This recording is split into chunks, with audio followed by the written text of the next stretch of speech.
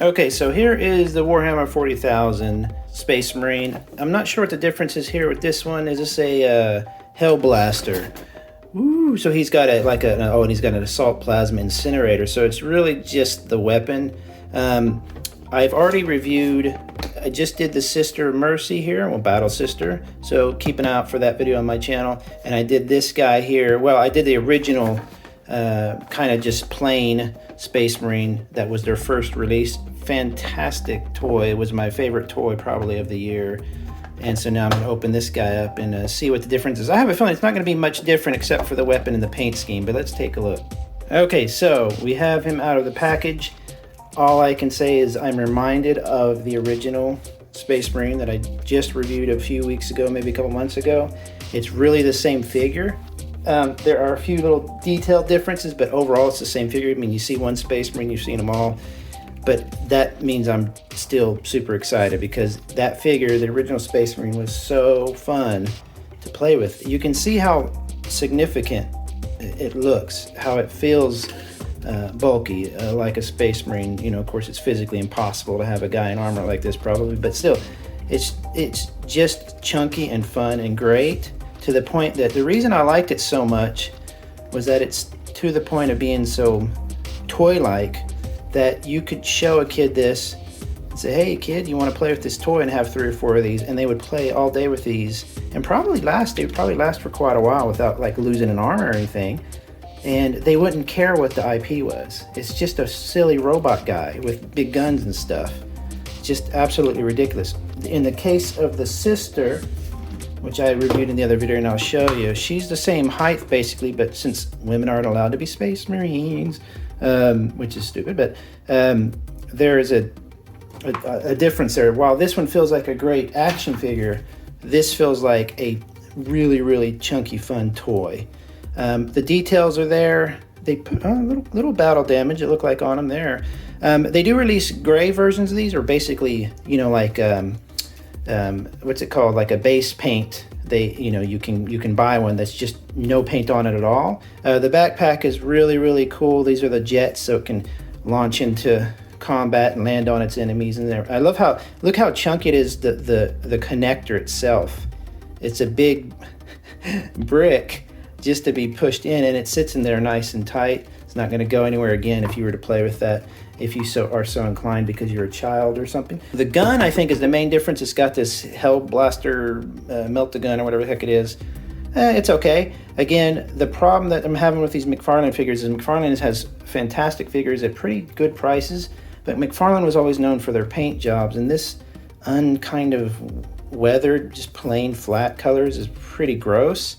It's not really impressive at all, but at the same time, if you're into Space Marines, you might have been into painting figures. This is so easy to throw a wash on. You could literally just throw it on there and let it dry even without taking it off, and that would look 100 times better. I might do that and just post a picture of how it looks or something. Let's see how that goes. Maybe I'll post it on Twitter. But gun is cool. Of course, you get the stand, and this is what I said with the Sister one, or the Battle Sisters, is that the stand is so small that it doesn't cover his full girth, I guess you'd call it, his stance. And so it looks a little bit, it looks like it's not wide enough. And so I wish they would have just put a rectangular one, just a nice, so that he could at least stand like that, like in just a typical standing position, nothing outrageous, and it wouldn't have looked rinky-dinky. How it goes now is I'll probably use a third-party stand for that. Or what's cool about these guys, and I did this with my other one, I have him on my top shelf. Maybe I'll show a picture of that because he was so cool. They stand there fine.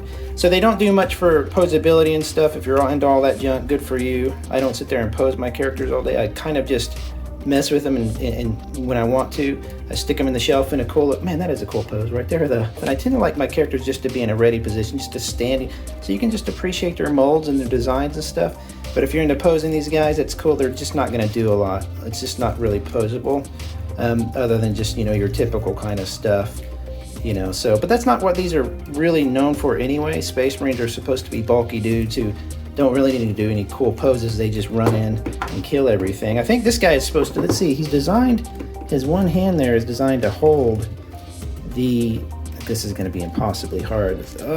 His other arm here is designed to, see how it's holding flat like that to support the gun. which I think will look cool if it can have. There we go. Wow, that is cool looking though. I'm glad they have that type of hand. I wish these would have come with just a pop out optional hand. That would have been just really, really fun. Just a couple of them, even if they just, you know, had just two and then later sold little accessories. That would have been really, really cool. You know, maybe even a helmet that you could change out. What I would kill for is to modify and do an old school pointy helmet. That when I was a kid playing with these, the game in the 80s, yes, the 80s, the helmets were pointy. It was really just a freaky fun design. But again, great color, fantastic figure. I'm blown away just like I was with the first one, but it needs, so desperately, it needs a wash. There's so many cool little details in here that would just pop out so hardcore that I'm so tempted to just take one of these and wash them. But for the cost, I'm kind of tempted just to leave them as they are because they are such fantastic toys. And I like them in their kind of native state, how they were designed to be looked at. But I might order one of those blanks, the gray ones that just have the base coat on it that are meant for painting, which is just a great idea.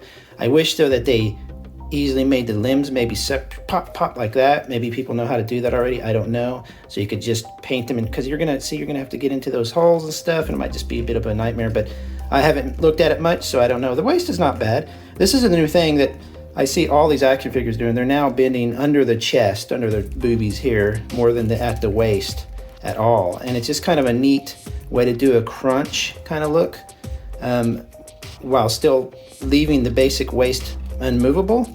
So it looks like he's spinning and twisting, but really it's all up here instead of here, which is kind of an interesting way to do it, interesting design. I don't know how long that's been a thing, but anyway, another fantastic McFarlane figure. I mean, this is just insanely good. I'm definitely looking forward to the rest of the line. I bought these as soon as they come out. I put them on pre-order. I don't know how long ago they came out, but they should be pretty new. And I'm going to continue to buy these because they're just stupid, chunky, fun toys. It makes me wish I was 10 again, because I would just take 5 or 10 of these guys and just play all day with them. They're just fantastic looking, aren't they? So anyway, take it easy, everybody. I'll see you later. Bye-bye.